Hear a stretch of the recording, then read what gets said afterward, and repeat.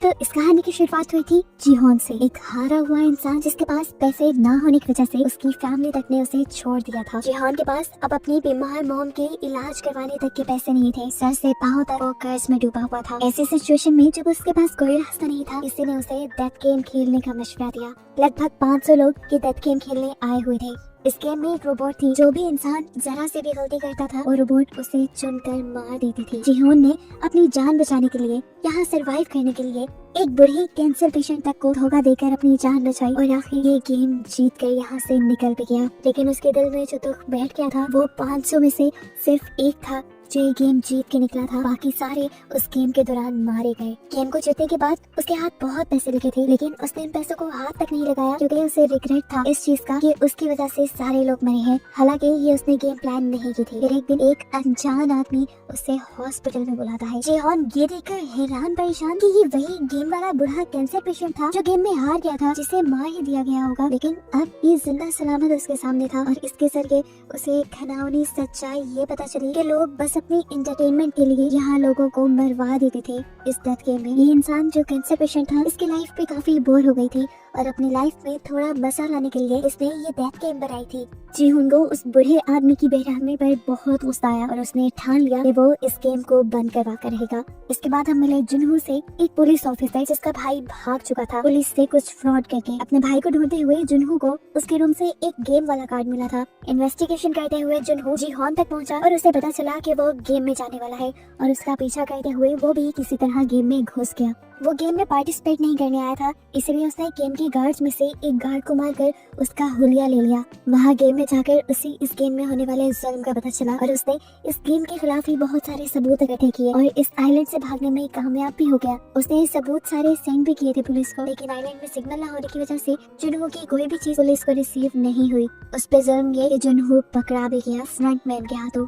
Frontman वो आदमी है जो इस गेम को खिलाता है और यहाँ हमें ये देखकर हैरानी हुई कि जुनहो का भाई ही असल में फ्रंटमैन था। उसने जुनहो को गोली मारने से पहले अपना चेहरा दिखाया और जुनहो को गोली मार दी, जिसके बाद उन्हें लगा कि जुनहो मर गया है और उन्होंने उठाकर जुनहो को पानी में फेंक दिया। और यहाँ पहले सीजन का रिकैप खत्म होता है। नेक्स्ट सीजन की कहानी यहीं से कंटिन्यू हो रही है। सबवे स्टेशन पे हम अब जीहोन को देख रहे हैं जो अपनी बेटी से मिलने के लिए जा रहा है। सबवे स्टेशन पे उतरते ही उसकी नजरें 2 आदमियों पे रुक गई। उन दोनों में से एक आदमी वही आदमी था जिसने जीहोन को स्क्विड गेम का कार्ड दिया था। ये बात समझ गया कि अब ये लोग दोबारा एक नई गेम के लिए लोगों को इकट्ठा कर रहे हैं, लेकिन वो अभी नहीं इनके बुरे इरादों में कामयाब होने नहीं देगा। वो भागते हुए उस आदमी तक पहुंचने की कोशिश करता है, लेकिन उसने फिर भी थोड़ी देर कर दी थी। वो आदमी वहाँ से जा चुका था। जिन्होंने उस आदमी के हाथ से कार्ड ले लिया जिसको वो गेम वाला आदमी कार्ड देकर गया था और फौरन उस नंबर पे कॉल मिलाई। कॉल मिलाते ही वो फ्रंटमैन को धमकी देता है कि मैं तुम्हें तुम्हारे इरादों में कामयाब होने नहीं दूंगा, मैं इस मरतबा इस गेम को चलने नहीं दूंगा। उसकी धमकियाँ सुनकर उल्टा फ्रंटमैन ही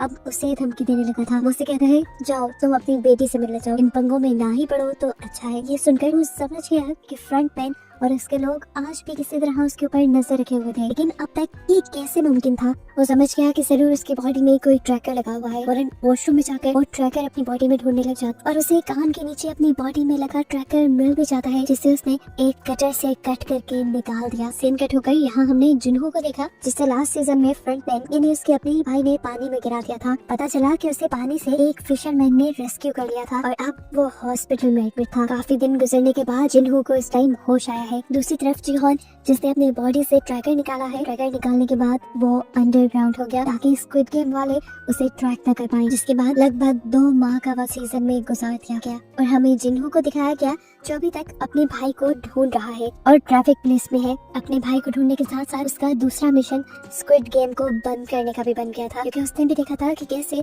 स्क्विड गेम में बेदर्दी से लोगों को मार दिया जाता था। वो जब ये केस अपने सीनियर से डिस्कस करने लगा तो किसी ने उसकी बात नहीं मानी, क्योंकि जब जिन्हो ने उस गेम के बारे में सारे सबूत इन लोगों को उस आइलैंड से सेंड किए थे तो वो इन लोगों तक पहुंच ही नहीं पाए थे और ऐसे सबने मान लिया था कि जिन्हो झूठ बोल रहा है। सीन कट होकर हमें जीहोन को दिखाया गया जिसे अब फ्रंटमैन ने ट्रैक कर लिया था। फ्रंटमैन उसका दरवाजा नॉक करता है। करते हुए जब जीहोन ने दरवाजा खोला तो फ्रंटमैन 2 कटे हुए सर उसके सामने लेके आया, जिनकी आंखें एकदम से खुल गई और यहाँ पर जीहोन की भी आँख खुल गई और हमें पता चला ये सिर्फ उसका एक सपना था। टैगर जैसे ही वो उठा उसके दरवाजे पे किसी ने नॉक किया। ये एक गैंगस्टर था जिससे पिछले सीजन में जीहोन ने बहुत सा कर्ज लिया हुआ था, लेकिन अब गैंगस्टर जीहोन के लिए ही काम करता था। अपने साथियों के साथ मिलकर सबवे स्टेशन पर उन लोगों को ढूंढने का जो स्क्विड गेम के लिए लोगों को मैन्युपुलेट करते हैं। अब वही टाइम आ चुका था जिस टाइम में 2 साल पहले जिन्हों को स्क्विड गेम में इंगेज किया गया था। इसीलिए अब वो गैंगस्टर को हर सबवे स्टेशन पर लड़कों को जगह जगह खड़े करने की ड्यूटी देता है, जिसके लिए उसने गैंगस्टर को 1 मिलियन युआन भी दिए थे और साथ ही ये वादा भी किया था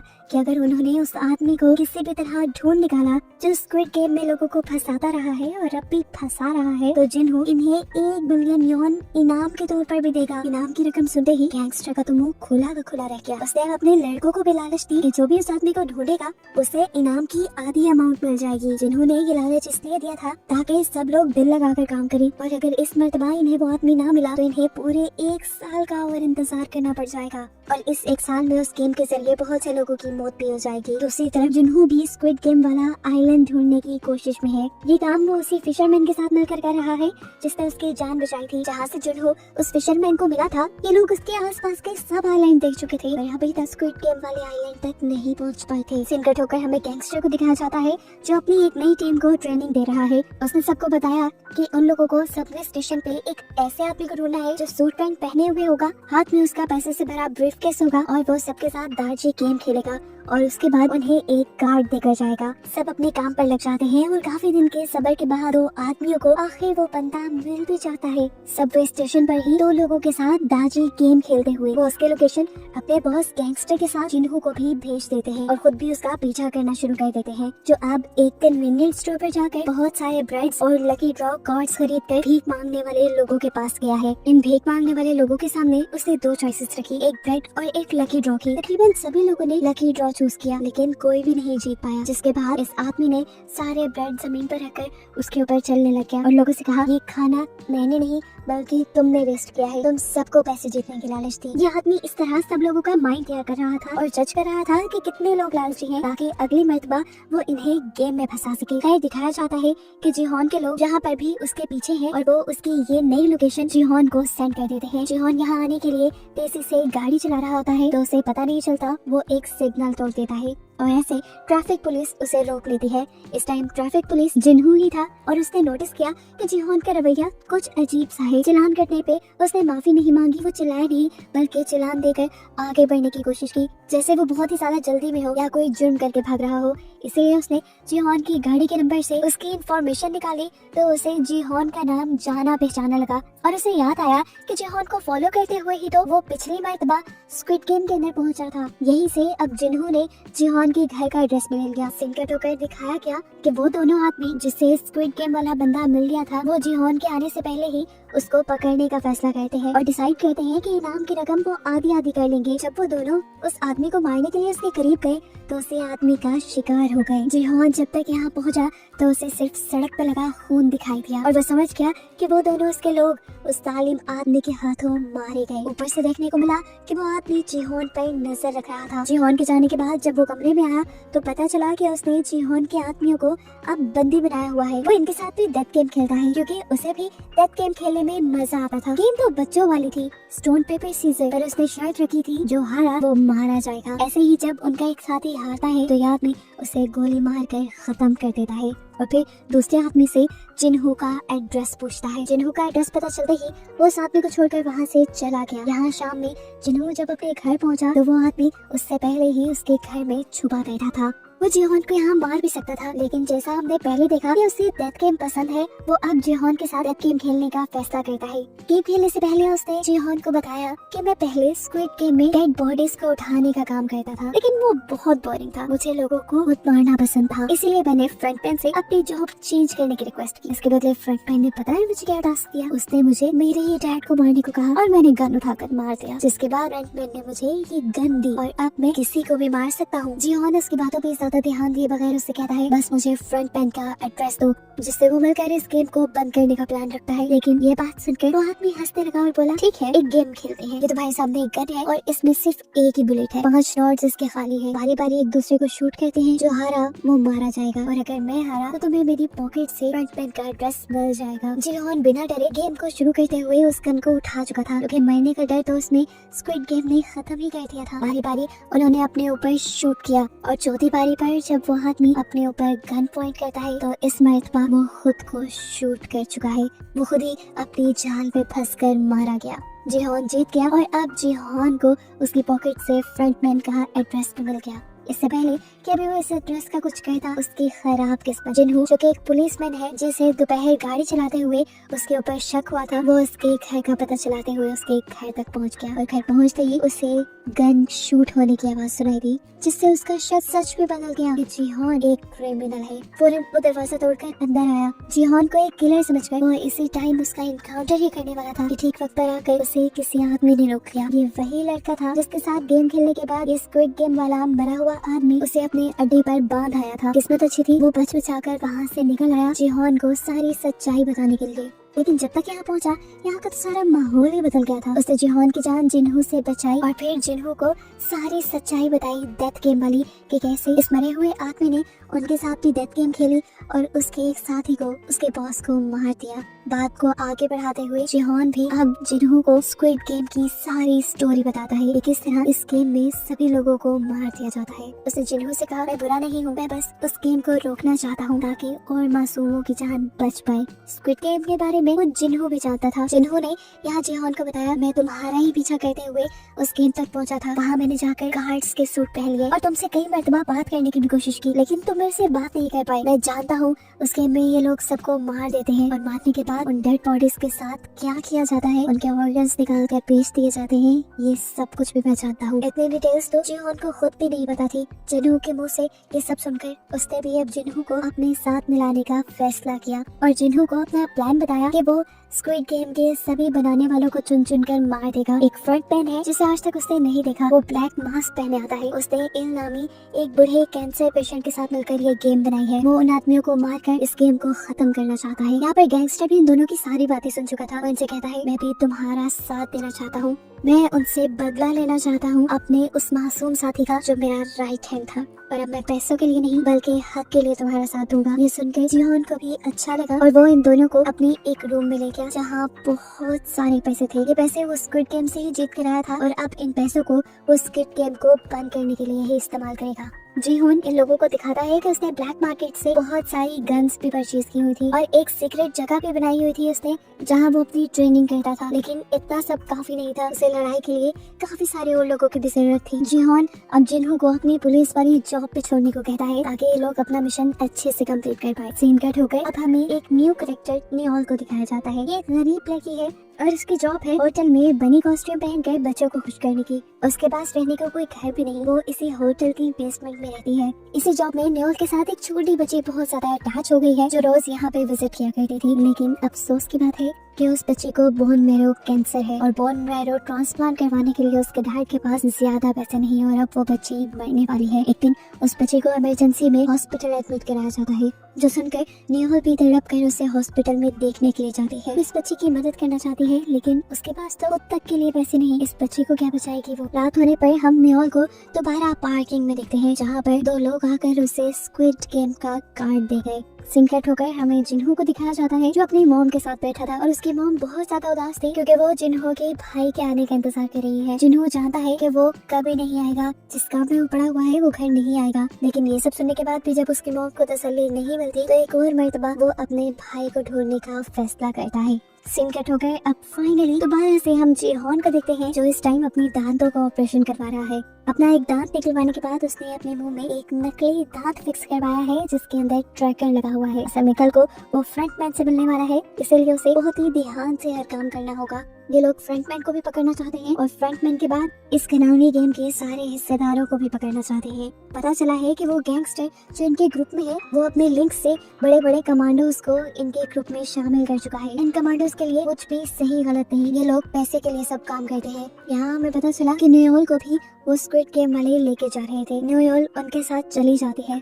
लेकिन देखने को मिला कि उसे गेमर के तौर पे नहीं बल्कि सिक्योरिटी गार्ड के तौर पे हायर किया गया था। अब जिन्हों फाइनली जिहोन को लेकर उस एड्रेस पे आ गया है जो उस आदमी की जेब से इन्हें फ्रंटमैन का मिला था। ये एक क्लब का एड्रेस था। जिन्हों अंदर जाने से मना कर देता है क्योंकि उस आइलैंड पर फ्रंटमैन ने जिन्हों को देख लिया था और अंदर जाने पे वो पहचाना भी जा सकता है और इनका मिशन फेल भी हो सकता है। इन दोनों ने अब जिन्हों को छोड़कर अंदर जाने का फैसला किया। कि लोग जैसे ही अंदर गए तो बाहर जिन्हों ने नोटिस किया कि 2 गार्ड्स जो कि स्क्विड गेम वाले यूनिफॉर्म पहने हुए हैं वो इस पार्टी के अंदर गए हैं और इससे वो समझ गया कि अभी तक फ्रंटमैन अंदर नहीं आया, शायद ये दोनों अंदर की सिक्योरिटी चेक करने के लिए आए हैं। अब यही बात कि फ्रंटमैन अंदर नहीं है जिन्हों अपने साथियों को बताना चाहता था, लेकिन अंदर जाने पर उसने देखा कि जिहोन को फ्रंटमैन के लोग दूसरे दरवाजे से कहीं ले जा चुके हैं। जिहोन के मुंह में लगे ट्रैकर की मदद से इन लोगों ने उस गाड़ी को ट्रैक कर लिया जिसके अंदर वो लोग जिहोन को ले गए थे। जिन्हों और उसके बाकी साथी उस गाड़ी का पीछा करने लगे और सही वक्त देखकर वो उस गाड़ी पर हमला करके वहाँ से फ्रंटमैन को किडनैप करना चाहते थे, लेकिन फ्रंटमैन तो उस गाड़ी में था ही नहीं। इस गाड़ी में लगे हुए एक डिवाइस की मदद से फ्रंटमैन जिहोन से बातें कर रहा था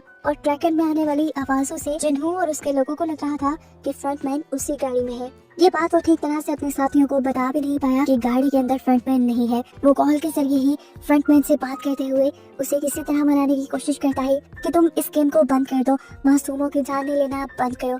जिस पे फ्रंटमैन ने उसे कहा, मैं जबरदस्ती किसी को इस गेम में इन्वॉल्व नहीं करता, सब खुद ऐसे ही लालच में आते हैं। फ्रंटमैन ने बड़ी ढिठाई से बोला, मैं तो एक सोशल वर्क कर रहा हूँ। जो सुनकर अब जिहोन को गुस्सा आ गया और उसने बोला, तुम्हारे काम को कैसे सोशल वर्क कहा जा सकता है? तुम तो लोगों की मजबूरियों का फायदा उठाकर उन्हें मार देते हो। जो सुनकर फ्रंटमैन हंसने लगा और बोला, अरे मेरी बात सुनो, जो लोग इस गेम खेलने के लिए मानते हैं वो पहले से ही लाइफ में हार चुके होते हैं इस दुनिया के लिए, बस वो किसी गन से ज्यादा नहीं। और बस मैं उस गन को खत्म कर रहा हूँ और उससे बाकी लोग एंटरटेन हो रहे हैं, इसमें बुराई क्या है? दूसरी तरफ इस गाड़ी से बाहर हमें दिखाया जाता है कि फ्रंटमैन के स्नाइपर जिन्हों और उसके सभी साथियों की गाड़ियाँ पंचर कर चुके थे ताकि वो लोग आगे उसे फॉलो ना कर पाए। इस चीज को जानते हुए जिहोन भी इस गाड़ी से निकलने के लिए यहाँ ड्राइवर को शूट करने की कोशिश करता है, लेकिन उसे पता चला कि ये पूरी गाड़ी बुलेट प्रूफ है, साथ ही ड्राइवर ने भी बुलेट प्रूफ कपड़े पहने हुए हैं और वो अब इस गाड़ी में फंस चुका है। ये देखते हुए जिहोन वापस बैठ गया और अब उसके दिमाग में एक नई खिचड़ी बनने लगी। पता नहीं क्या सोचकर उसने फ्रंटमैन से दोबारा इस गेम में हिस्सा लेने को बोला। वो ऐसे तो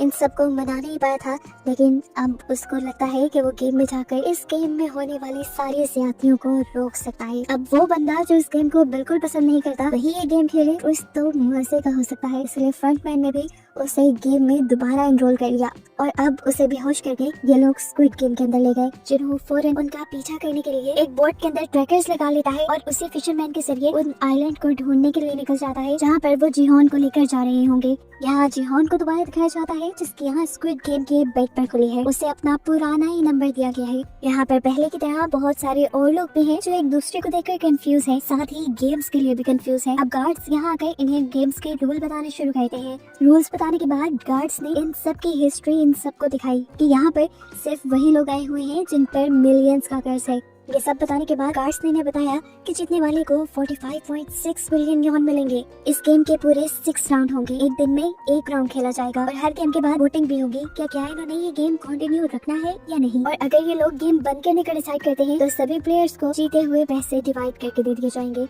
ये एक नया रूल था। जिहोन जान गया कि ये उसी की वजह से डाला गया है। आगे बढ़कर सबने कॉन्ट्रैक्ट साइन कर लिया। जिहोन ने देखा तकरीबन सभी रूल्स पुराने थे, बस कुछ एक आध नए थे। इसके बाद यहाँ एक एक करके सभी प्लेयर की पिक्चर्स ली गई। इस गेम को खेलने यहाँ पर कोरिया का एक फेमस रैपर भी आया हुआ था जिसे देखकर सब हैरान थे। उसके साथ पिक्चर भी बनवाना चाहते थे। उसने सबसे वादा किया कि यहाँ से बाहर जाते ही वो सबको एक एक पिक्चर देगा। यहाँ देखने को मिला कि जिहोन का एक दोस्त भी यहाँ आया हुआ था और ये लोग तकरीबन 3 साल बाद मिल रहे थे। जिहोन के गायब होने की वजह से उसका एक दोस्त उससे बहुत ज्यादा नाराज था। तब जिहोन उसे कहता है, मैं बाहर जाकर तुम्हें सब सच बता दूंगा, तुम इस जगह गलत आ गए हो, तुम्हें नहीं आना चाहिए था और अब अगर तुम्हें अपनी जान प्यारी है तो जिस तरह मैं कहूँ तुम्हें उस तरह ही करना है। अब गेम भी शुरू होने वाली थी। सभी लोग बाहर ग्राउंड पे आ गए। ये पुराना ही ग्राउंड था। जिहोन समझ गया कि ये गेम भी पुराने वाली ही है। सीन कट हो गए। अब हमें जिन्हों को दिखाया गया जो जिहोन का ट्रैकर ट्रैक करते हुए आइलैंड तक पहुंच भी गया है, लेकिन यहाँ उन्हें कोई ऐसी फैसिलिटी नहीं मिली जिसमें गेम खेली जा रही हो। ट्रैकर को ट्रैक करते हुए ये लोग एक फिशरमैन तक पहुँचे और देखा गया कि जिहोन का ट्रैकर यहाँ चारे में पड़ा था। ये देखते हुए उन्होंने फिशरमैन को ही मारना शुरू कर दिया और उससे इन्वेस्टिगेट करने लगे इस ट्रैकर के बारे में। तब फिशरमैन ने जवाब दिया कि मुझे तो ये चारा फ्री मिला था। वहाँ गेम के अंदर भी जिहोन परेशान था कि जिन्हू और उसकी टीम इन सबको रेस्क्यू करने के लिए क्यों नहीं पहुंची। कहीं उसके ट्रैकर में तो कुछ गड़बड़ नहीं। कैमरे से छुपते हुए वो अपने मुंह से जब अपना टूटा हुआ दांत निकालता है तो ये देखकर हैरान रह जाता है कि उसमें ट्रैकर ही नहीं था और गेम वालों ने गेम में आने से पहले उसका ट्रैकर वाला दांत निकाल दिया और वो समझ गया कि अब वो बहुत बड़ी मुसीबत में है। किसी को तो क्या बचाना, वो खुद भी इस गेम से नहीं निकल सकता। फिर भी वो सबकी जान बचाने का इरादा तो रखता था, इसलिए उसने सबसे कहा कि इस गेम को आप लोग वैसे ही खेलेंगे जैसा मैं कहूँगा, वरना आप लोग मारे जाएंगे। अब गेम भी स्टार्ट हो चुकी थी। जिहोन सबको अपने एक्सपीरियंस से गाइड करते हुए उस वक्त में आगे लेकर जा रहा था जब डॉल का मुंह पीछे होता था। सभी लोग जिहोन की बात मान रहे थे, लेकिन बहुत से लोगों को यकीन नहीं था कि जिहोन सच बोल रहा है। ऐसे ही वो रैपर अपने सामने वाली लड़की के कान के नीचे मक्खी देखकर उसे उड़ाने को कहता है। वो लड़की पीछे मुड़कर उसे देख के हंसने लग जाती है। उसके मुंडे की मूवमेंट डॉल ने डिटेक्ट कर ली थी और स्नाइपर से उसके सर पे शूट करके उसे मरवा दिया। इससे सब लोग एकदम से बुखलाकर भागने लगे। हालांकि जिहोन उन्हें मना भी कर रहा था। फिर जो हिला वो मारा गया। अब सबको यकीन आ जाता है कि जिहोन की बात मानना ठीक है। जिहोन अब सबको लाइन में आगे बढ़ने को कहता है, जिससे डॉल बहुत कम इनकी मूवमेंट को डिटेक्ट कर पा रही थी। सब पैनिक भी थे। इसी पैनिक कंडीशन को कंट्रोल करने के लिए रैपर अपनी ड्रग ले लेता है और मदहोश होकर बहुत सारे अपने सामने वाले लोगों को धक्का दे देता है। इसी वजह से इन लोगों को स्नाइपर गोलियां मार देते हैं और ये सभी मारे जाते हैं। जिसके बाद डॉल के पीछे मुंह करते ही ये सब रेसिंग लाइन की तरफ भागते हैं। बहुत सारे लोगों ने तो लाइन क्रॉस कर ली, लेकिन यहाँ एक आदमी ने जिहोन से मदद मांगी, जिससे यहाँ के लोगों ने मारने के लिए उसके पाँव पे गोली मारी थी, मगर वो बच गया था। कैट नामी एक प्लेयर और जिहोन उसे सहारा देकर उसे बचाकर लाइन के दूसरी पार तो ले आते हैं, लेकिन उसकी बुरी किस्मत के एक स्नाइपर ने उसके सर पे शूट करते हुए उसे मार डाला और ये स्नाइपर नियोल ही थी। उसकी इस हरकत से सारे गार्ड्स को भी गुस्सा आया था। यहाँ पे कोई भी गार्ड सर पे गोली नहीं मारता था। सर पे गोली मारने से लोगों की बॉडी के ऑर्गन्स जल्दी डैमेज हो जाते थे, जिनको इन स्क्विड गेम वालों ने बेचना होता था। नेक्स्ट सीन में जिन्हो को दिखाया जाता है, जो परेशान है कि वो जिहोन को कहाँ ढूंढे। ये बात वो समझ गया था कि यहाँ करीबी किसी भी आइलैंड पे स्क्विड गेम वाली फैसिलिटी नहीं होगी, क्योंकि यहाँ गेम वालों ने उसे खुद भेजा था। फिलहाल ये लोग यहाँ से वापस आने का प्लान करते हैं, क्योंकि इस समुद्र में तूफान भी आने वाला है। फिर सीन कट होकर हमें दोबारा सारे प्लेयर्स को दिखाया जाता है। सारे प्लेयर्स बहुत ज्यादा घबराए हुए थे गेम में होने वाली मौत से। अब जैसे ही गार्ड्स इनके रूम में आते हैं, सब और भी ज्यादा डर जाते हैं और इनसे माफी मांगते हैं और कहते हैं प्लीज हमारी जान बख्श दो। लेकिन गार्ड्स उन्हें गेम के नए रूल बताने आए थे। गार्ड्स ने बताया कि 500 में से इस गेम के बाद सिर्फ 365 लोग बचे हैं। वो सबको ऊपर मनी बॉक्स में देखने को कहता है, जहाँ पे बहुत सारे पैसे गिरे थे। गार्ड बताते हैं कि अभी वोटिंग होगी और अगर सब लोग यहाँ से जाने का फैसला करेंगे तो ये पैसे सभी लोगों में डिवाइड हो जाएंगे। अब गार्ड्स ने इनकी जीती हुई अमाउंट उन्हें बताई। अगर वो अमाउंट सब में डिवाइड होती तो ये पैसे एक एक इंसान को बहुत कम मिलते और सभी लोगों का कर्जा उससे ज्यादा था। इसलिए बहुत से लोगों ने गेम कंटिन्यू करने का डिसाइड किया। सबका फैसला बदलते देखकर जिहोन सबको समझाता है, अगर यहाँ रहे तो वैसे भी मारे जाएंगे, लालच नहीं करो, यहाँ से जाने के लिए वोट दो। जिहोन की ये बात सुनते हुए इन सबके पीछे बैठी हुई एक तांत्रिक, जो कि एक प्लेयर भी थी, वो बोलती है कि हमारी मौत जहाँ लिखी होगी वहीं पर आएगी, मौत से ना डरो। ये बात सुनने के बाद सभी लोगों ने वोटिंग स्टार्ट कर दी। जिहोन सबसे पहले आगे बढ़ा और उसने गेम रोकने के लिए वोट किया। एक एक करके लोग आगे बढ़े और बहुत से लोग गेम को ना रोकने के लिए भी वोट कर रहे थे और ये देखकर जिहोन की जान निकल रही थी। आखिर ये वोटिंग टाई हो गई। आधे लोगों ने यहाँ से निकलने का और आधे लोगों ने यहाँ रुकने का फैसला किया। अब बस एक इंसान ऐसा था जिसके वोट पे ये सारा रिजल्ट था और वो था नंबर 1। अब नंबर 1 प्लेयर आगे आया और उसने यहाँ गेम में रुकने का फैसला किया और सिर्फ एक बंदे की वजह से ये गेम कंटिन्यू हो गई। हमें देखने को मिला ये बंदा कोई और नहीं बल्कि इन्हू है, फ्रंटमैन, जो कि खुद यहाँ पर प्लेयर बन के अब आ चुका है। अब इसके बाद हमें मरे हुए लोगों के कॉफिन दिखाए जाते हैं, जिनमें से कुछ पर क्रॉस के निशान बने थे, जिसका मतलब था कि उन लोगों के इन्हें ऑर्गन्स निकालने हैं। और 2 आदमी जब ये काम कर रहे थे तब उनको सिर्फ एक ही डेड बॉडी के ऑर्गन्स ठीक मिले और उन्होंने अंदाजा लगाया कि एक सिक्योरिटी गार्ड जानबूझकर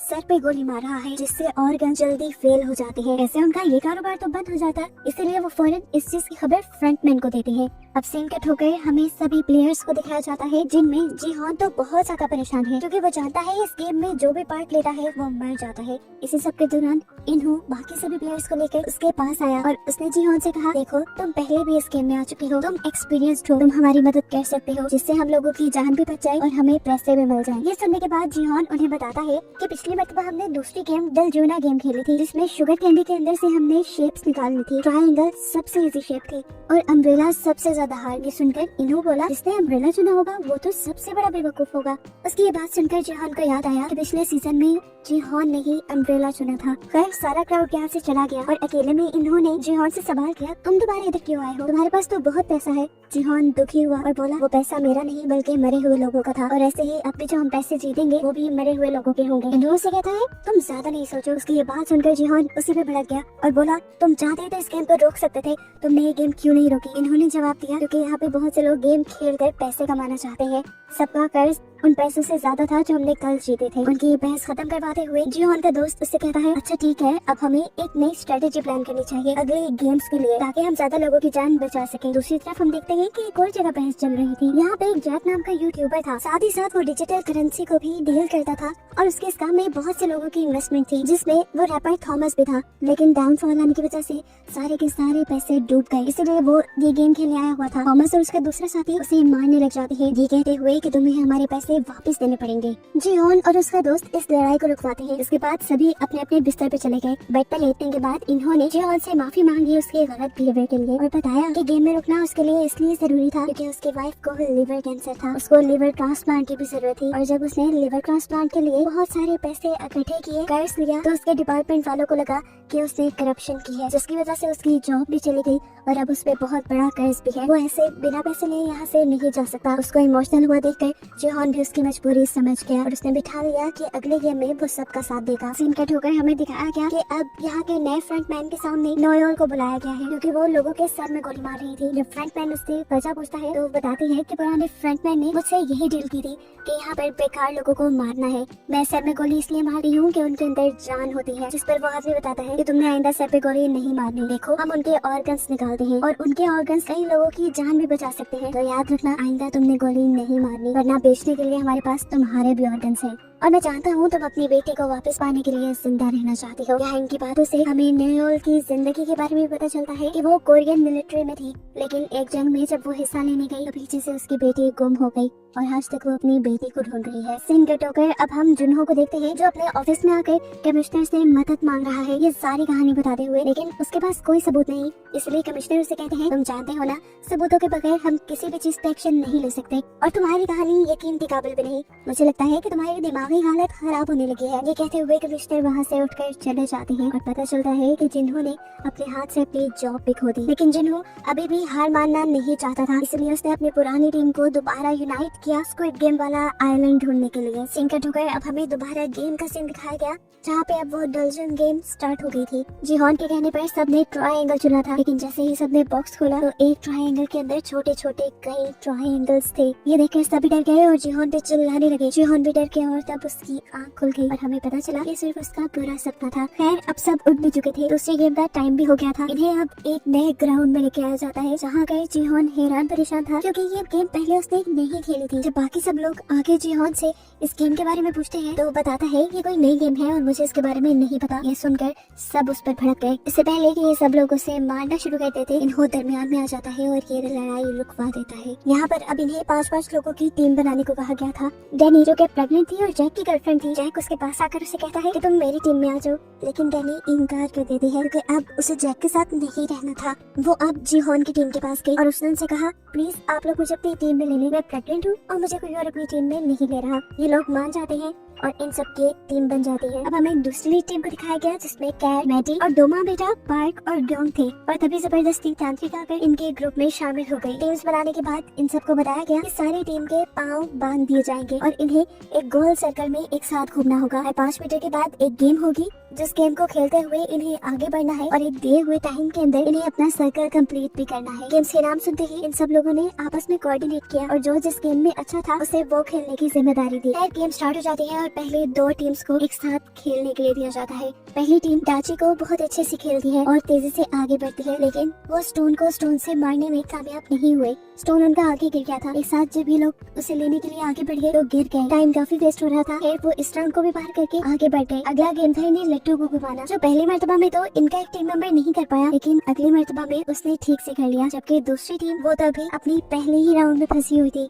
फिर वक्त खत्म हो गया और दूसरी टीम को गोलियां मारकर स्क्विड गेम वालों ने मार दिया, और वो टीम जिसने काफी सारे राउंड पूरे कर लिए थे वो भी अपना टाइम पे सर्कल कंप्लीट नहीं कर पाई थी, और ऐसे उन्हें भी गोलियां मारकर मार दिया गया। ये देखकर सभी बहुत ज्यादा डर गए, घबरा गए। यहाँ पर अब सब लोगों की लाशें उठाई जा रही थी। एक बंदा अभी जिंदा था, मरा नहीं था। इन्होंने उसको भी उठाकर कॉफिन में डाला और उसके कॉफिन पे क्रॉस का निशान बना दिया। लेकिन फिर यहाँ पर नेओल आई और उसने आकर उस आदमी के सर पे गोली मारते हुए उसे जान से मार डाला। ये चीज फ्रंटमैन ने भी देख ली थी और उसकी इस हरकत से फ्रंटमैन के साथ उसके सारे गार्ड भी गुस्से में आ गए। खैर अब अगली टीम की बारी आ गई। ये कैट की टीम थी। कैट ने यहाँ सबको संभाला और आगे लेकर बढ़ी। पहले इन्हें डाची गेम खेला था जिसमें वो लड़की पहली बारी में अपने कार्ड को घुमा नहीं पाई। अब कैट ने उसे कार्ड उल्टा पकड़ने को कहा और इस तरह पहली ही बारी में उसने अपने कार्ड को सीधा घुमा दिया था। फाइनली ये लोग आगे बढ़े। आगे इन्हें स्टोन से स्टोन को मारना था। वो लड़का भी पहली मर्तबा में स्टोन को स्टोन से हिट नहीं कर पाता। कैट यहाँ पे सबको एक साथ आगे कदम बढ़ाने को कहती है और ये लोग दोबारा उस स्टोन को लेकर पीछे आते हैं। उस लड़के की मुंह से कहती है, बेटा उस आदमी को याद करो जिसने तुम्हारे सारे पैसे लूटे हैं। याद आते ही इस लड़के को इतना गुस्सा आया कि उसने पत्थर पर ठीक निशाना लगाकर ये राउंड भी जीत लिया। ये लोग दोबारा से आगे बढ़े। इस मर्तबा इन्हें 5 गाइस को इकट्ठे उठाकर इकट्ठे कैच करना था। कौन ये काम पहली मर्तबा में नहीं कर पाई और इस वक्त उसके बेटे ने उसे हौसला दिया और उसे कहा, तुम उस लड़की को याद करो जिसकी वजह से डैड तुम्हें छोड़ गए थे। ये सोचते ही उसने भी गुस्से में 5 डाइस को उछालकर कैच कर लिया और जल्द ही ये लोग ये राउंड भी कंप्लीट करके आगे बढ़ गए। अगली बारी तांत्रिक की थी। उसे लट्टू घुमाना था लेकिन वो ये काम नहीं कर पा रही थी। पहली मर्तबा दूसरी मर्तबा जब ये काम नहीं कर पाती तो वो रोने लग जाती है और कहती है, हम सब मर जाएंगे। उसका हौसला टूटते देखकर कैट उसे जोर जोर से थप्पड़ लगाती है और लट्टू उसकी आँख के करीब करते हुए कहती है, अगर तुमने ये नहीं किया तो मैं तुम्हें मार दूंगी। वो लड़की अब कैट से डर गई और उसने तेजी से लट्टू को बनाकर घुमाया और फाइनली ये लोग ये राउंड भी जीत गए। अगले राउंड में इन्हें पॉम पॉम को पाँव से उछालना था और ये काम करना था कैट ने। कैट ने सबका मुंह दूसरी तरफ लगाया और बड़ी ही आसानी से पॉम पॉम को 5 मिनट में उछाल कर ये लोग आगे बढ़े और फाइनली टाइम से पहले ही इन्होंने अपना पूरा सर्कल कंप्लीट कर लिया। उनकी इस जीत से सब लोग इस तरह खुश थे जैसे सब लोग जीत गए हो। लेकिन दूसरी वाली टीम जो वक्त पे अपना सर्कल कंप्लीट नहीं कर पाई उन्हें गोलियों से भूनकर मार दिया गया। फिर इसी तरह गेम चलती रही। कोई टीम जीती तो कोई हारी और जो हारी उन्हें गोलियों से मार दिया गया। आखिरी बारी आई जिहोन की टीम की। उन्होंने अपनी साथ वाली टीम को भी ऑल द बेस्ट कहा और गेम स्टार्ट कर दी। पहला गेम डैनी ने खेला, दूसरा गेम जिहोन के दोस्त ने खेला, तीसरा गेम खेला उनके ग्रुप में आए हुए ली ने, जिसने पहली ही बारी में 5 डाइस को उठाकर अपने हाथ में कैच कर लिया था और उसने बताया कि वो इस गेम में एक्सपर्ट है क्योंकि वो अपनी बहनों के साथ ही खेलता रहा है। चौथा गेम इन्होंने खेलना था। उसे लट्टू को घुमाना था। पहली मर्तबा वो ठीक नहीं कर पाता और ये लोग आगे जाकर इकट्ठे उस लट्टू को उठाते हैं। दूसरी मर्तबा जब वो ये करने लगता है तो जानबूझकर वो लट्टू को पीछे फेंक देता है। उसकी ये चाल किसी को समझ नहीं आ रही थी।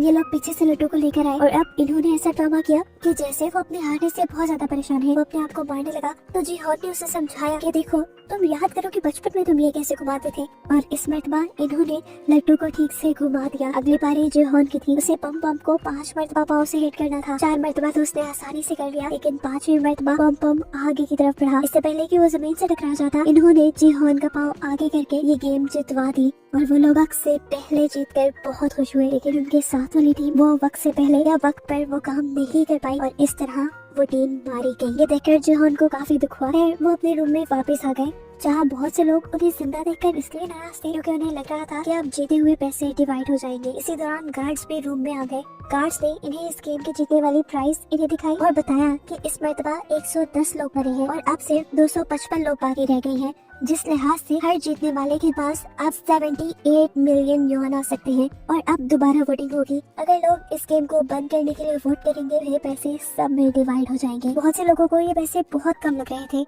जिहोन ने अपनी टीम को कहा कि तुम लोग गेम को बंद करने के लिए वोट करना, तुम लोग को जितने पैसे चाहिए मैं यहाँ से निकल कर तुम्हें दे दूंगा। जिहोन की बात उसकी टीम ने मान ली और सबसे पहले इन्होंने वोट किया गेम बंद करने के लिए। दूसरी बारी पार्क की थी। पार्क की मॉम गोंग ने उसे कहा कि तुम गेम बंद करने के लिए वोट करना, देखो हमारे दोनों के पैसे मिलाकर तुम्हारा कर्जा उतर जाएगा। लेकिन पार्क ने इस गेम को कंटिन्यू रखने का फैसला किया क्योंकि उसका कर्जा कहीं ज्यादा था और उसने अपनी मॉम को अपने कर्जे के बारे में नहीं बताया था। वोटिंग आगे बढ़ती रही। देखते ही देखते देखने को मिला कि बहुत सारे लोगों ने ये गेम कंटिन्यू रखने की बात की है। ये देखते हुए जिहोन और इनहू लोगों पर भड़कने लगे और बोले इतने सारे लोगों के मरने के बावजूद भी आप लोगों को ये गेम कंटिन्यू रखनी है। तब एक अंकल बोले तुम क्या जानो, हमारे ऊपर बहुत सारा कर्जा है, हमें पैसे लेकर ही यहाँ से निकलना है। ऐसे ही एक दूसरा लड़का बोला मैं अगर बाहर गया तो वैसे भी मर जाऊंगा, तो बेहतर नहीं है कि यहाँ रहकर पैसे कमा लूं या फिर यहीं पर मर जाऊं। उनकी बातों का जिहोन के पास कोई जवाब नहीं था। वोटिंग खत्म हो गई। आखिरी वोट जिहोन को ही देना था। उसने गेम बंद करने के लिए तो वोट दिया, लेकिन उसके वोट का कोई फायदा नहीं था क्योंकि ज्यादा लोग इस गेम को कंटिन्यू रखना चाहते थे। वोटिंग खत्म होने के बाद पार्क ने देखा कि गोंग ने उसकी मॉम से नाराज है। उसने जाके अपनी मॉम को मनाना शुरू किया और बताया मेरे ऊपर बहुत ज्यादा कर्ज है और जिन लोगों से मैंने वो कर्ज लिया है वो इतने खतरनाक है कि अगर मैंने उनके पैसे वापस ना किए तो वो मेरे सारे और कर्ज निकाल कर बेच देंगे। उसकी ये बात सुनकर गोंग ने उसे माफ कर दिया और यहाँ पार्क ने भी उसे प्रॉमिस किया कि अगले मंथ में गेम को बंद करने के लिए ही वोट करूंगा। यहाँ हमने जिहोन के दोस्त जैंग को देखा। उसने भी इस गेम को कंटिन्यू रखने के लिए वोट किया था और उसकी इस हरकत से जिहोन बिल्कुल टूट चुका था। जिहोन ने अपनी टीम को वादा भी किया था कि वो उन्हें सारे पैसे दे देगा। तब जैंग ने उससे माफी मांगी और बोला मैंने एक आदमी के बहुत सारे पैसे लुटाने हैं, मुझे यहाँ से पैसे लेकर ही जाना था, लेकिन मैं वादा करता हूँ कि अगले गेम के बाद मैं भी इस गेम को बंद करने के लिए वोट करूंगा। जिहोन दुखी बैठा था और उसने सबसे कहा कि अगले गेम पे अब एक दूसरे को भी मारना पड़ सकता है। ये बात सुनकर सभी दुखी हो गए।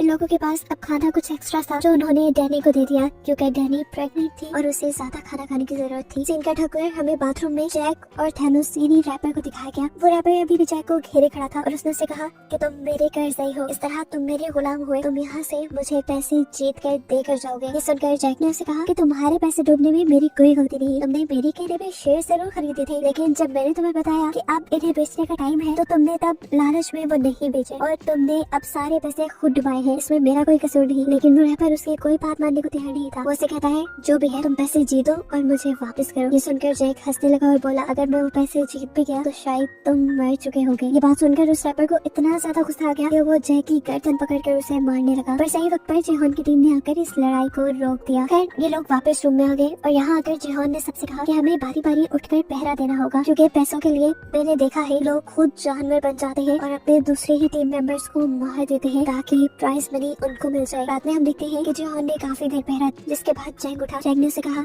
जिहोन तुम सो जाओ, अब मैं पहरा देता हूँ। मुझे आज भी याद है कि तुम आखिरी मिनट में मेरे से पैसे लेने आए थे, लेकिन अगर मेरे पास होते तो जिहोन मैं सच में तुम्हें दे देता। जिहोन ने यहाँ उसे कुछ नहीं कहा और यहाँ उनकी बातों से हमें पता चला कि उनकी दोस्ती बहुत गहरी, बहुत पुरानी है। वो बचपन से स्कूल टाइम यहाँ तक के जॉब भी उन्होंने एक साथ की थी और इस चीज का अंदाजा इन्हों को भी उनकी बातों से हो गया था। सारी बातें छोड़कर अब जैंग जिहोन से पूछता है तुम्हारे पास इतने पैसे थे तुम वापस गेम में क्यों आए? जिहोन ने इस बात का जवाब नहीं दिया बल्कि एक नया सवाल जैंग से पूछा कि अगर मैं यहाँ गेम में मर जाऊँ तो तुम मेरे हिस्से के पैसों का क्या करोगे? ये सुनकर वो उदास हो गया और उसने बोला ऐसी बातें नहीं करो, हम एक साथ जीत के बाहर जाएंगे। तब जिहोन ने जवाब दिया हाँ मैं भी यही चाहता हूँ कि हम साथ जिंदा बाहर जाएं, लेकिन अब मैं हार रहा हूँ, ये लोग मेरी बात नहीं समझ पा रहे। खैर सीन कट होकर फाइनली अब हम जिन्हों को देखते हैं जो दोबारा जिहोन को ढूंढने के लिए सफर शुरू कर चुका है और यहाँ नया दिन भी चढ़ गया है। सभी लोगों को दोबारा गेम के लिए तैयार होने को कहा गया। साथ ही साथ सभी गार्ड्स भी तैयार हो गए। सभी प्लेयर्स को एक बड़े से हॉल में लेकर जाया गया जहाँ पर एक स्टेज घूम रहा था। सभी को उस पर खड़ा होना था। स्टेज के घूमने पर इन्हें एक नंबर दिया जाएगा। उतने नंबर की टीम बनाकर इन्हें यहाँ के किसी भी रूम में जाकर उस रूम को लॉक करना है, जिसके बाद बचे हुए लोगों को मार दिया जाएगा और अगर रूम में दिए गए नंबर से ज्यादा या कम लोग हुए तो उन्हें भी मार दिया जाएगा। ये सुनकर सभी लोग अपनी स्ट्रेटेजी बनाने लगे कि उन्हें ये गेम कैसे खेलनी है। स्टेज पे घूमना शुरू हो गया और इन्हें 10 का नंबर दिया गया। 30 सेकंड में इन्हें 10 लोगों की टीम बनाकर किसी रूम में जाना था। जिहोन की टीम और कैट की टीम जल्दी से एक रूम में चली गई और उन्होंने जाकर वो दरवाजा लॉक कर लिया। जल्दी से 30 सेकंड गुजर गए और जो भी लोग बाहर खड़े हुए थे उन्हें गार्ड्स ने गोलियों से भून दिया और ये देखकर जिहोन बहुत ज्यादा दुखी हुआ। उनके रूम में इस टाइम तांत्रिक बिखरी थी जिसने सबको बोला कि तुम सब यही वजह से जिंदा हो। ये कहते ही सबने मुड़कर उसकी तरफ देखा। जिहोन ने भी। जिहोन को देखकर वो बोली तुम अगर अभी तक जिंदा हो समझो यहाँ बहुत बड़ा कुछ होने वाला है। कोई भी उसकी बातों पे ज्यादा ध्यान नहीं दे रहा था। अगले राउंड के लिए ये लोग दोबारा स्टेज पे आ गए। स्टेज घूमा और इन्हें अगला नंबर मिला 4 का। सभी लोगों ने जल्दी जल्दी अपनी टीम तोड़ी और कमरों की तरफ आ गए। कैट की टीम तांत्रिक को छोड़कर अपने रूम में बंद हो गई थी, जबकि जिहोन की टीम ने इन्हों को छोड़ दिया था और फिर उसके बाद पहले की तरह बचे कुछ लोगों को मार दिया गया। गार्ड्स ने देखा कि एक रूम में 3 लोग थे। गार्ड्स ने उनको भी पकड़कर मार डाला। ये लोग जब रूम से बाहर आए तो तांत्रिक अजीब सी नजर से उन्हें देख रही थी, जबकि जिहोन और उसकी पूरी टीम इन्हों के लिए परेशान थे। लेकिन इन्हों सेटिस्फाई था। उसने कहा कि मैं लोगों से जल्दी दोस्ती कर लेता हूँ, इसलिए मैं बच गया। फाइनली अगला राउंड शुरू हुआ और इन सबको 3-3 का नंबर मिला। इन लोगों ने अपनी दोबारा टीम तोड़ी और आगे बढ़े। गोंग अपने बेटे पार्क के साथ आगे जाना चाहती थी, लेकिन 2 लड़कों ने जबरदस्ती पार्क को पकड़कर अपने रूम में ले गए और गोंग ये देखकर परेशान हुई कि उसके बेटे ने उसे छोड़ दिया। वो वही परेशान कर रही थी कि ठीक वक्त पर जिहोन और इन्हों आए और उसे पकड़ते हुए एक रूम में ले गए। वहाँ बैठकर भी गोंग बहुत ज्यादा परेशान थी, क्योंकि उसकी बेटे को उसकी बिल्कुल भी परवाह नहीं थी, चाहे उसकी मॉम मर भी जाए। उसकी बात सुनकर जिहोन और इन्हों को भी दुख हुआ। ये लोग दोबारा रूम से बाहर आए, जहाँ पर पार्क भी इस चीज से दुखी था कि उसने अपनी मॉम को छोड़ दिया, लेकिन गोंग ने उसे गले लगाकर संभाल लिया। इधर कैट और मेडी भी गोंग से मिले, जिनको एक तीसरे बंदे ने मिलकर बचा लिया था और वो भी अब से इनकी टीम का मेंबर बन गया था। फिर अगला राउंड भी शुरू हो गया। इसमें इन्हें नंबर मिला 6 का। ये लोग अब दोबारा टीम बनाने लगे। मेडी और कैट की टीम जिहोन की टीम से डैडी को लेकर एक रूम की तरफ बढ़ी, लेकिन गलती से मेडी को धक्का देने पर वो पीछे रह गई। सब लोग परेशान हो गए, लेकिन तभी जल्दी से सामने से जैक आकर इनके रूम में घुसकर इनका रूम लॉक कर लेता है और बाहर मेडी रह जाती है, जिसे गोली लगकर वो इनकी आंखों के सामने मारी गई। कैट उसके मरने से बहुत दुखी थी, क्योंकि गेम में आते ही पहले उसकी दोस्त मेडी बनी थी। वो उसके मरने का गुस्सा जैक के ऊपर निकालने लग जाती है, लेकिन तब जैक उनसे कहता है कि अगर मैं सही वक्त पर आकर तुम्हारा रूम लॉक ना करता तो तुम सब के सब मारे जाते। मेरा एहसान मानो, मैंने तुम्हारी जान बचाई है, क्योंकि मेडी सही वक्त पर अंदर नहीं आ सकती थी। उसकी बात गलत भी नहीं थी, इसीलिए सबका गुस्सा ठंडा हो गया। फिर अब अगला राउंड स्टार्ट हो जाता है। इन्हों का ख्याल था कि अब गेम वाले 2-2 का नंबर चुनेंगे, क्योंकि यहाँ पे 50 कमरे हैं और ये लोग 126 लोग रह गए हैं। इन्हों के कहने के मुताबिक बाकी 2 का नंबर मिला। सब 2-2 की टीम बनाकर कमरों की तरफ भागने लगे। इन्हों और जैंग जिस कमरे में गए, वहाँ पर एक और बंदा आ गया। ये लोग 3 हो गए थे। अगर इन्हें गार्ड्स देख लेते तो मार देते। तब इन्होंने अपनी जान बचाने के लिए उस तीसरे आदमी की गर्दन पकड़कर उसे मार दिया, जो देखकर जैंग भी घबरा गया। वो जान गया था कि इन्हों बहुत ज्यादा खतरनाक है। गेम अब खत्म हो चुकी थी। ये लोग वापस अपने रूम में आ गए, जबकि दिखाया गया कि मरे हुए लोगों को कॉफिन के अंदर डाला जा रहा था। जो लोग पूरी तरह मर चुके थे, जिनके ऑर्गन नहीं निकाले जा सकते थे, उनको जला दिया गया और बाकी लोगों के ऑर्गन्स निकाले गए। सीन कट हो गए। अब हमें जिन्हों को बोट पे दिखाया गया, जो ड्रोन की मदद से सही आइलैंड को ढूंढने की कोशिश कर रहे हैं। यहाँ पर फिशरमैन उससे कहता है कि अब हम बस उन आइलैंड्स को ढूंढेंगे जिनको हमने पहले नहीं ढूंढा। उसके बाद जिन्हों मान जाता है और ये लोग ड्रोन के जरिए एक ऐसे आइलैंड को देखते हैं जिसपे एक छोटा सा गेट था। जिन्हों समझ गया कि जरूर इस गेट के नीचे ही वो फैसिलिटी होगी। उसने फौरन अपने आदमियों को वहाँ भेजा और आदमियों ने जाकर जैसे ही वो कैबिन वहाँ खोला तो एक बहुत बड़ा ब्लास्ट हुआ, जिसमें उसकी बहुत सारी टीम मारी गई। इस चीज ने उसे बहुत बड़ा धचका दिया था। वो जान गया था कि ये सिस्टम सारा गेम वालों ने ही लगाया होगा, ताकि लोग डिस्ट्रैक्ट होकर मारे जाएं। सिंगल जगह दोबारा हमें गेम का सीन दिखाया जाता है, जहाँ पर सभी प्लेयर्स अपनी गेम्स के बारे में बात कर रहे हैं। तांत्रिक आकर कैट की टीम से कहते हैं, तुमने मुझे अपनी टीम से निकाला था ना, देखो अब मैं तुम्हें शराब देती हूँ, तुम सब भी बेड की तरह मारे जाओगे। जो सुनकर गैंग बोली, तुम्हारी बातों से कुछ नहीं होगा। यहाँ अब जैक भी डैडी के पास आया। वो डैडी के बच्चे को अपनाना चाहता था। उसे डैडी से कहा, देखो डैडी, हम अब गेम को बंद करने के लिए वोट करेंगे और इसके बाद अब यहाँ से निकल जाएंगे। हम दोनों के पैसों को स्टॉक में इन्वेस्ट करके एक अच्छी जिंदगी गुजारेंगे। ये सुनकर डैनी को गुस्सा आ गया और वो बोली, तुम आज भी मेरे लिए मेरे पास नहीं आए, बल्कि मेरे पैसों के लिए आए हो। तुम अपने पैसों का जो कुछ मर्जी करो, मैं अपने पैसे से अपने बच्चे को अकेले पाल सकती हूँ। ये कहकर वो वहाँ से चले गई। जबकि दूसरी तरफ अभी इन्हों और जिहोन को दिखाया गया, जिन्होंने गेम बंद करने वाले लोगों को गिन लिया था। गेम बंद करने वाले लोग अभी भी कम थे और गेम को कंटिन्यू रखने वाले लोग ज्यादा बच गए थे। तब जिहोन सिचुएशन देखते हुए इनसे कहता है कि हमें लोगों से बात करनी चाहिए और इस गेम को बंद करने के लिए कहना चाहिए, जिस पर इन्हों से समझाता है, देखो हम इस तरह नहीं कर सकते। ऐसे में वो लोग जो इस गेम को कंटिन्यू रखना चाहते हैं उल्टा भड़क जाएंगे और गेम से पहले ही यहाँ लड़ाई हो जाएगी, सब एक दूसरे को मारने लग जाएंगे और यही तो वो गेम वाले चाहते हैं। अब वोटिंग का भी टाइम आ गया था। वोटिंग से पहले गार्ड्स ने आकर सब लोगों को बताया कि अब बचे हुए लोग सिर्फ 100 रह गए हैं और अगर 100 के 100 लोग यहाँ से निकलने का डिसाइड करते हैं तो हर एक को 365 मिलियन यॉन मिलेंगे, जो सबके लिए तकरीबन काफी थे। वोटिंग स्टार्ट हो गई। इस पर वोटिंग काफी क्रिटिकल थी, क्योंकि जितने लोग यहाँ से निकलने के लिए वोट कर रहे थे, उतने ही लालची लोग ये गेम कंटिन्यू रखने के लिए भी वोट कर रहे थे। दिखाया गया कि तांत्रिक के कहने पर एक लड़की ने गेम को कंटिन्यू रखने का वोट दिया है, जिससे गेम को कंटिन्यू रखने वाले लोग ज्यादा हो गए हैं। लेकिन अच्छी बात थी कि अभी इन्हों का वोट बचा हुआ था। सभी उसे देखकर डर गए और सबसे ज्यादा डरा जैंग। जैंग जो उसका कारनामा देख चुका था रूम में एक आदमी को मारने का, वो ये बात जिहोन को बताने लगा। लेकिन उससे पहले ही इन्होंने उनके हाथ में वोट देकर उसकी इस बात को काट दिया और सब लोग खुश हो गए। लेकिन अभी तो वोटिंग टाई हो गई थी, इस वोटिंग का कोई रिजल्ट नहीं निकला। तब गार्ड्स ने कहा कि अब वोटिंग सुबह को दोबारा होगी, सुबह तक के लिए कोई फैसला नहीं है। अब सभी लोग जिन्होंने ये गेम को खत्म करने के लिए वोट दिया था वो सभी परेशान बैठे थे कि पता नहीं सुबह क्या होगा। तब एक आदमी मशवरा देता है कि हम उनके किसी एक आदमी को बनाकर अपनी साइड कर लेते हैं। ये सुनते ही पार्क आगे बढ़ा और उसने बोला कि अगर तुम लोग इस गेम को कैंसिल करने को कहते हो तो मैं तुम सबको खाने की पार्टी दूंगा।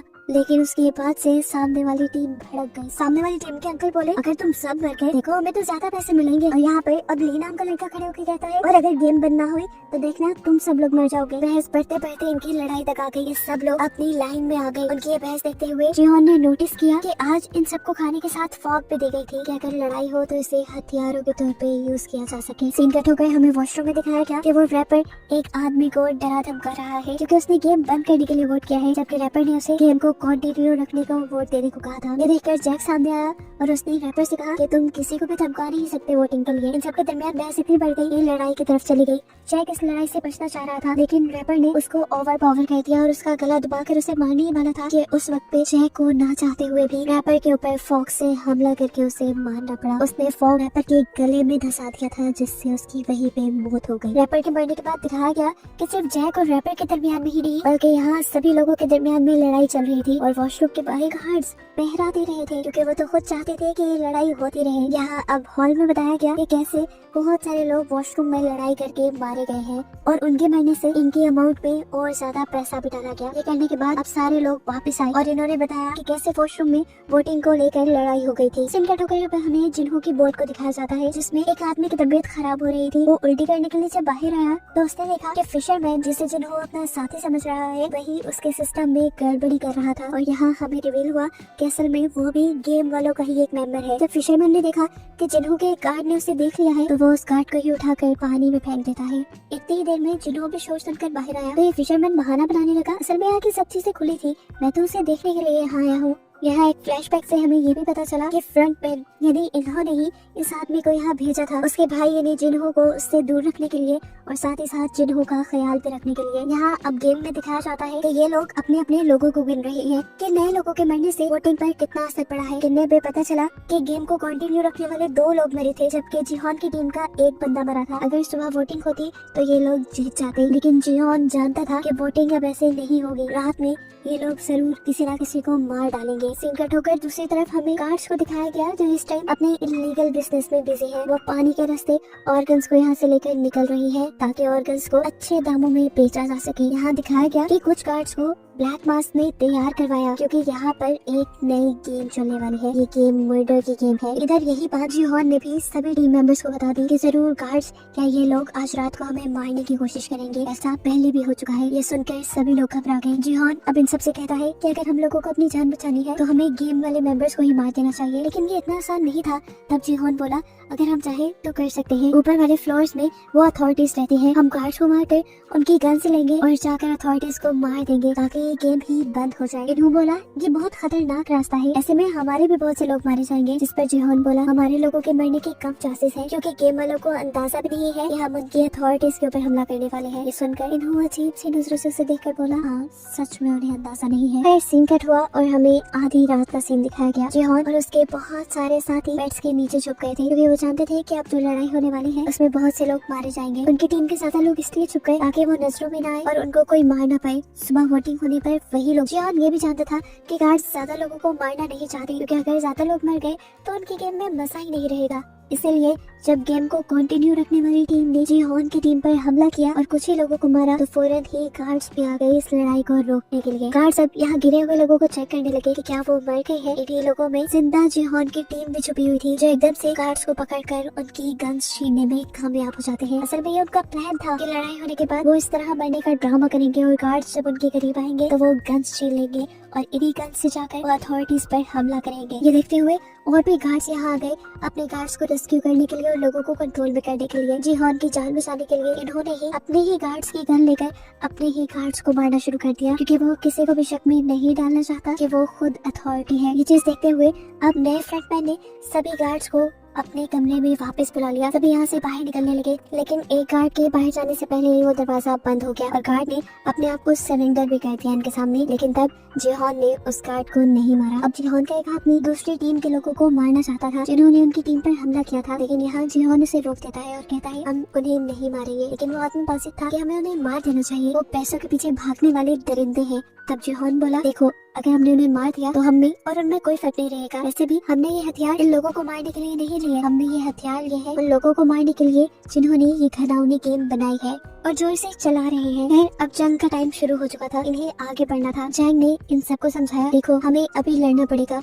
क्या पता इसके बाद हमें मौका मिले या ना मिले। बहुत से लोग आगे बढ़े। पार्क भी इस जंग में उनका साथ देना चाहता था, लेकिन गॉन्ग ने उसे रोक लिया। बहुत से लोग अब जंग के लिए आगे बढ़े। इन्होंने गार्ड्स की गन्स ले ली और कैट ने उन सबको गन्स चलाना सिखाई क्योंकि वो पहले मिलिट्री का मेंबर थी। यहाँ तैयार होने के बाद जिहोन ने उस गार्ड का मास्क उतारा और देखा कि वो तो एक छोटा सा बच्चा था। ये देखने के बाद अब उसने कहा कि चलो हमें अपने बॉस के पास लेकर चलो। ये गार्ड अब उनको रास्ता बताने लगा। जैसे ही ये लोग बाहर निकले तो बहुत सारे गार्ड्स ने भी देखकर इनके ऊपर हमला शुरू कर दिया और इन्होंने भी जवाब में फायरिंग की और यहाँ पर जंग का एक बहुत ही जबरदस्त माहौल बन गया। बहुत सारे गार्ड्स जैसे इनकी गोलियों से मर रहे थे तो ये भी गार्ड्स की गोलियों से बच रहे थे। यहाँ पर कैट ने एक जबरदस्त काम किया, यहाँ के सारे सीसीटीवी कैमरास को गोलियां मार के तोड़ दिया जिससे कोई उनके ऊपर नजर न रख पाए। फाइनली अब ये लोग कंट्रोल रूम तक पहुंच गए थे। गार्ड ने जिहोन को बताया कि इस कंट्रोल रूम को आप मेरे मास्क की मदद से खोल सकते हैं। उसे जैसे ही अपना मास्क जिहोन को दिया तो पीछे उसे फ्रंट मैन दिख गया और ये देखते ही उसकी जान निकल गई। फ्रंट मैन जो इस टाइम प्लेयर ही बना हुआ था इन्हो। इससे पहले कि ये लोग कंट्रोल रूम तक जाते, ऊपर से गार्ड्स ने दोबारा इनके ऊपर गोलियां बरसाना शुरू कर दी। ये लोग